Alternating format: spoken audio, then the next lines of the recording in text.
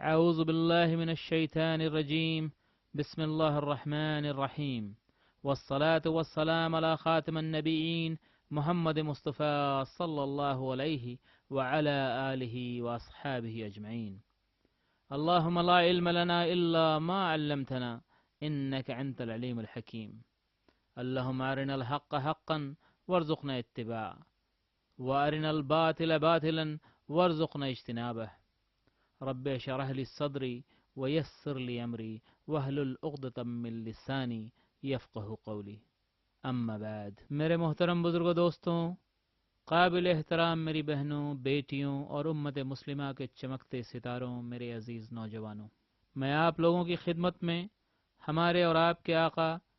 نبی محمد مصطفیٰ صلی اللہ علیہ وسلم کی سیرت مطہرہ کا جو درس بیان کرنے جا رہا ہوں، آج اس سلسلے کی پہلی نشست ہے.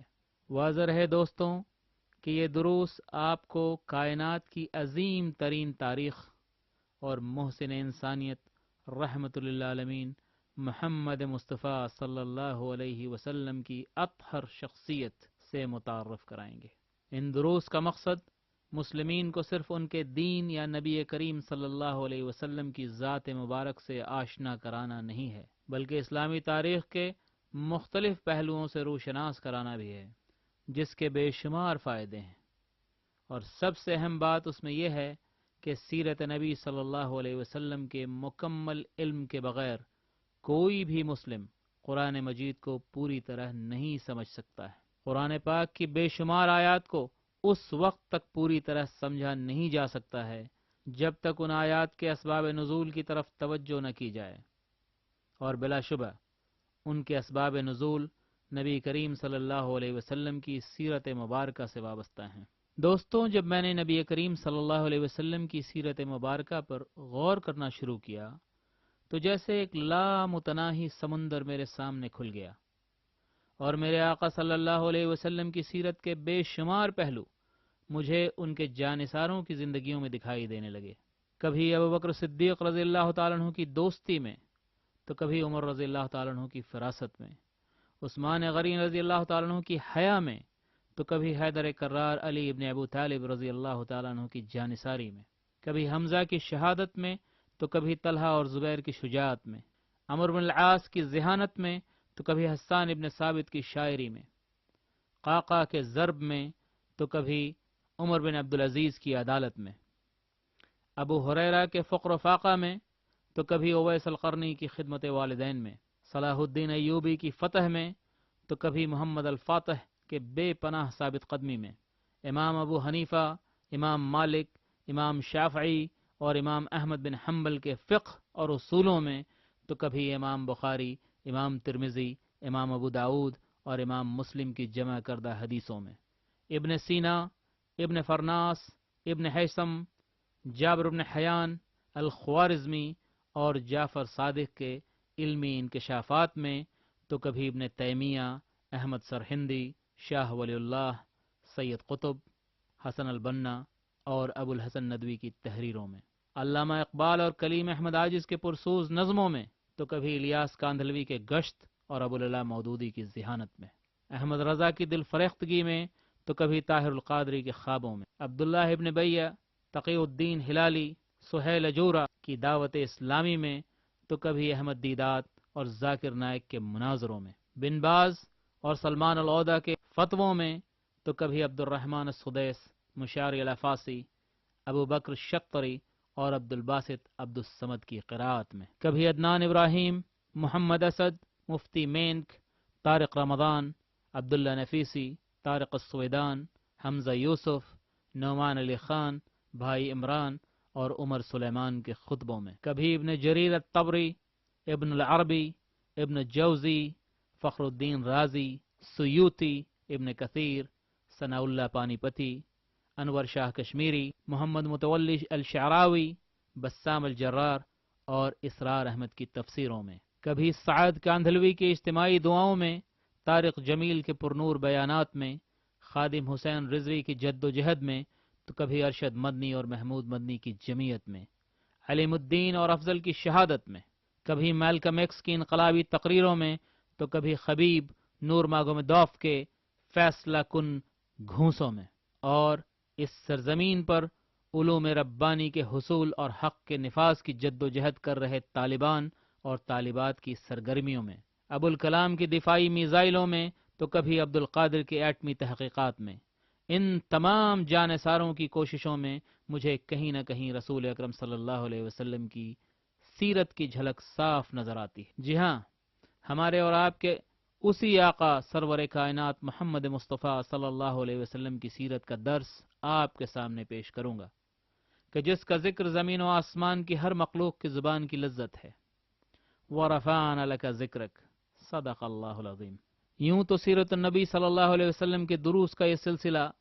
آقا صلی اللہ علیہ وسلم کی ولادت کے بابرکت لمحوں سے بھی شروع کیا جا سکتا تھا، لیکن میں چاہتا ہوں کہ اس کی ابتدا نور ہادی صلی اللہ علیہ وسلم کی بعثت سے پہلے جزیرہ عرب کی اس تاریخ سے کیا جائے جس سے آپ لوگوں کو اس بات کا اندازہ ہو سکے کہ بعثت نبی صلی اللہ علیہ وسلم سے پہلے جزیرہ عرب کے کیا حالات تھے، اور نزول وحی کے بعد کیا انقلابی تبدیلیاں اس سرزمین پر رونما ہوئیں، جنہوں نے آہستہ آہستہ عالم انسانیت کے تمام حلقوں کو اپنی آغوش میں لے لیا، اور جن کی وجہ سے آج ہم اور آپ خالق کائنات اللہ رب العزت کو بحیثیت رب پہچانتے ہیں۔ ویسے تو اس کی شروعات تھوڑی مشکل ہے، کیونکہ عرب کی تاریخ بہت ہی ضخیم ہے، لہٰذا میں چاہوں گا کہ اس سلسلے کی شروعات اللہ جل شانہ کے اس امر سے کی جائے جو حق سبحانہ تعالی نے اپنے خلیل نبی ابراہیم علیہ السلام کو صادر فرمایا تھا، جس کے تحت ابراہیم علیہ السلام کو یہ حکم ہوا تھا کہ اپنی اہلیہ ہاجر اور شیرخوار بیٹے اسماعیل کو لے جا کر مکہ کی وادیوں میں چھوڑ آئیں، جہاں اس وقت کوئی سامان زندگی نہیں تھا، اور آج جہاں بیت اللہ الحرام یعنی کعبۃ اللہ شریف موجود ہے۔ وادی مکہ، جس کو بکہ بھی کہا جاتا ہے،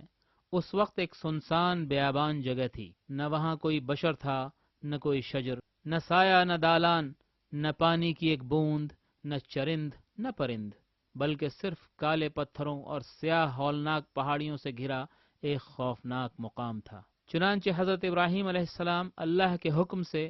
فلسطین کے ارض مبارکہ سے مکہ مکرمہ کے پاک سرزمین کی طرف روانہ ہوئے، اور مکہ پہنچ کر اپنی اہلیہ ہاجر اور معصوم بچے اسماعیل کو اس جائے مقام پر چھوڑ دیا۔ جب ابراہیم علیہ السلام واپس چلنے لگے تو حیران حال ہاجر نے اپنے خاوند حضرت ابراہیم علیہ السلام سے دریافت کیا کہ ایک ایسی جگہ پر جہاں نہ زمین پر کوئی گھاس ہے، نہ سائے کے لیے کوئی درخت، نہ پینے کے لیے پانی کی کوئی بوند، اور نہ مدد کرنے کے لیے کوئی انسان، آپ ہمیں کیوں کر چھوڑے جا رہے ہیں؟ جب بیوی کے بارہا اصرار کرنے پر بھی شوہر نے کوئی جواب نہ دیا تو پھر آخر میں حضرت ہاجر رضی اللہ تعالی عنہ نے اپنے شوہر سے یہ سوال کیا کہ کیا اللہ تعالیٰ نے آپ کو اس عمل کا حکم دیا ہے؟ جس کے جواب میں حضرت ابراہیم علیہ السلام نے فرمایا کہ ہاں، یہ میرے رب کا حکم ہے۔ اس جواب کو سن کر حضرت ہاجر رضی اللہ تعالی عنہ نے ایک پراعتماد مومن عورت کے لہجے میں یوں فرمایا کہ پھر انشاءاللہ میرا اللہ مجھے ضائع نہیں کرے گا، ان اللہ رؤوف بعبادہ۔ اور پھر وہ مشہور واقعہ درپیش آیا کہ جب پیاس کی شدت نے زور پکڑا تو حضرت ہاجر رضی اللہ تعالی عنہ نے مروہ کی پہاڑی کا رخ کیا، اور جب وہاں پانی نہ پایا تو پھر دوڑ کر صفا کی پہاڑی پہ جا پہنچی۔ اپنے نوزائیدہ معصوم بیٹے اسماعیل کو موضع زمزم پر تنہا چھوڑ کر وہ 7 مرتبہ ان دونوں پہاڑیوں یعنی صفا اور مروہ پر دوڑتی پھریں۔ حضرت ہاجر کی دونوں پہاڑیوں کے بیچ اس دوڑ کو سعی کہا جاتا ہے، اور آج بھی ان کا یہ عمل حج اور عمرہ کے ارکان میں شامل ہے۔ جس وقت ہاجر اپنے بیٹے اسماعیل سے دور پانی کی تلاش میں سرگرداں تھیں، اسی اثنا حکم باری تعالیٰ کو بجا لاتے ہوئے اللہ کے مقرب فرشتے جبرائیل امین علیہ السلام نازل ہوئے، اور انہوں نے معصوم بچے اسماعیل کے قریب ہی زمین پر اپنے پر مبارک سے ضرب لگائی، اور فوراً وہاں سے شفاف پانی کا ایک چشمہ ابلنے لگا جسے زمزم کہا جاتا ہے۔ واضح رہے کہ مکہ میں چشمہ زمزم کے رواں ہونے کا یہ واقعہ تاریخ میں ٹھیک اسی وقت رونما ہوتا ہے جب ملک یمن میں قحط سالی برپا ہو رہی ہوتی ہے۔ یمن کے بارے میں کہا جاتا ہے کہ یہ عربوں کا اصلی وطن ہے، اور دنیا کے تمام عرب قبائل یہیں سے ہجرت کر کے مختلف مقامات پر منتقل ہوئے ہیں۔ ایک زمانے میں یمن اپنے باغات، اپنی زراعت، آبپاشی اور واٹر انجینئرنگ کے لیے دنیا بھر میں مشہور تھا، لیکن وہاں کا عظیم آبی ذخیرہ سد مارب ڈیم کے ٹوٹ جانے کی وجہ سے اس وقت وہاں شدید خشک سالی پڑی ہوئی تھی۔ یمن میں پانی کی قلت کی وجہ سے قحط پڑنا شروع ہو جاتا ہے، اور جس کی وجہ سے رزق کی تلاش میں عربی قبائل یمن سے نکل کر بیرون ممالک ہجرت کر رہے ہوتے ہیں، اور یوں سمجھیے کہ سارے جزیرے عرب میں منتشر ہو رہے ہوتے ہیں۔ یمن کا ہر مہاجر قبیلہ اپنا مسکن تلاش کر رہا ہوتا ہے، جس میں چند قبائل جیسے قبیلہ ثقیف نے طائف میں پناہ لیا ہوتا ہے، قبیلہ غساسن تقوم شام پہنچ چکا ہوتا ہے، قبیلہ منادرہ عراق کی سرحدوں کو عبور کر چکا تھا، اور جس وقت جبرائیل امین کے مبارک پروں کے ضرب سے چشمہ زمزم وجود میں آیا تھا، یمن کے قبیلوں میں سے ایک قبیلہ جس کا نام جرہم تھا، پانی کی تلاش میں خانہ بدوش پھر رہا تھا کہ پانی کا کوئی سراغ ملے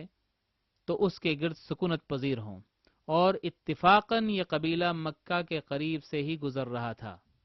جہاں چشمہ زمزم کے وجود نے پرندوں کو اپنی طرف متوجہ کر رکھا تھا۔ ہوا میں منڈراتے ان پرندوں پر نظر پڑتے ہی قبیلہ جرہم کے افراد کو اس بات کا اندازہ ہو گیا کہ ضرور عنقریب پانی کا کوئی ذخیرہ موجود ہے۔ چنانچہ دریافت کرنے پر زمزم کے وجود کی تصدیق ہوئی، اور قبیلہ جرہم سکونت پذیری کی نیت سے مکہ آ پہنچا۔ چشمہ زمزم پر حضرت حاجر رضی اللہ تعالی عنہ اور ان کے بیٹے اسماعیل کی موجودگی سے پہلے انہیں حیرانی ہوئی، لیکن وہ حضرات صاحب خلق تھے،